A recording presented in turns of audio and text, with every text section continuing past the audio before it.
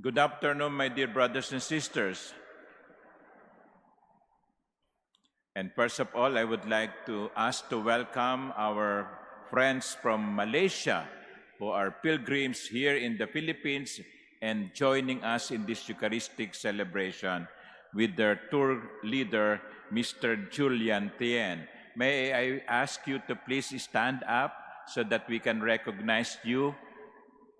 Okay, so let us welcome them, our Malaysian friends. You may now be seated. My dear brothers and sisters, you have heard it said sometimes, blessings in disguise. Blessings in disguise. It means something sad, something tragic, turned out to be a blessing. You have probably many experiences of that with yourselves, with your life. You were sad because your application for a visa, US visa, for example, was denied. And then you were very, very lonely. Or you applied in a particular job, you want the job seriously, and the job was given to another. And then it turned out there is something better being prepared for you. Things like that. Blessings in disguise. You listen to the first reading. The first reading is about Joseph, one of the 12 children of Jacob. Joseph, according to the first reading, is loved by Israel or Jacob. The father loves his son because he is born of his old age. Matanda na siya nung ipinanganak si Jose.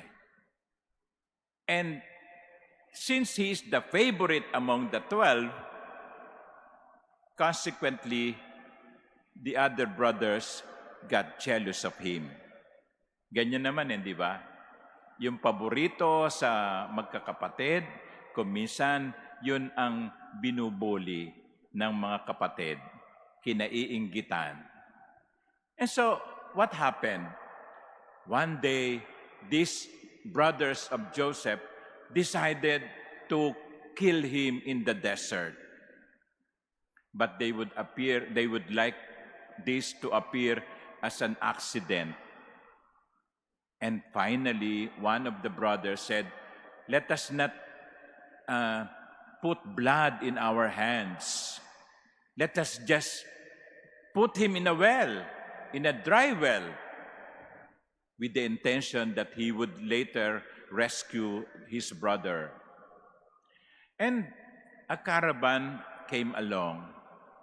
And instead of putting him in the dry well, Joseph was sold as a slave. Joseph was brought to Egypt. But the story did not end there. The story did not end there. The story of Joseph continued. When he went to Egypt, he worked his way up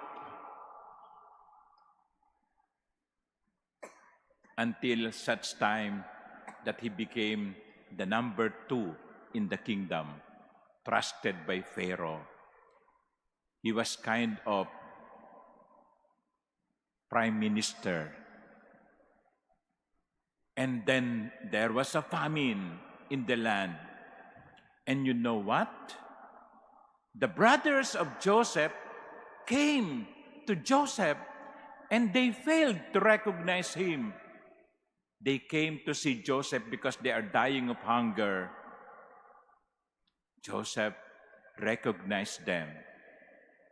And to make a very beautiful but long story short, Joseph helped his brothers and his father to survive the famine. Now, at first look, You may say that what happened to Joseph was tragic. Sarili mong mga kapatid, pinagtangkaan kang patayin. Sarili mong mga kapatid, ginawang ka ng hindi maganda.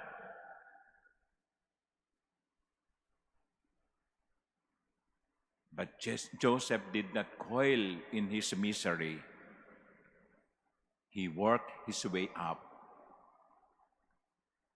until such time that he became a very important person in the kingdom. You see, my dear brothers and sisters, there is another phrase, aside from blessing in disguise, there is another phrase that is connected with this first reading. God writes straight in crooked lines. What you see as negative, what you see as something tragic, what you see is that something that is sad, eventually, yung pala, it's not sad, it's not tragic, it's a blessing in disguise. You know, some things come to us as blessings in disguise. But we should believe that God knows what is happening and He will not allow something tragic to happen without benefit.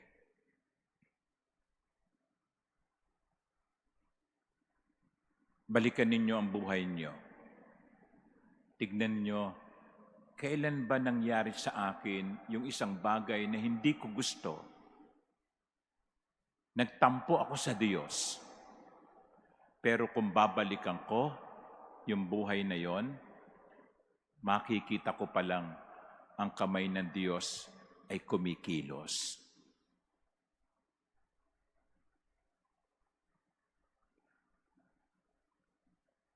Kailangan lang, the only thing that we need is to trust in the Lord, and secondly, do not dwell on the negative, on the tragedy.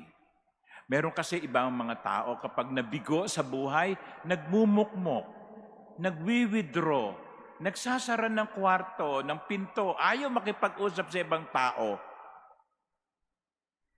Parang ang feeling nila, gumuho na ang daigdig, ang mundo. Joseph could have done that.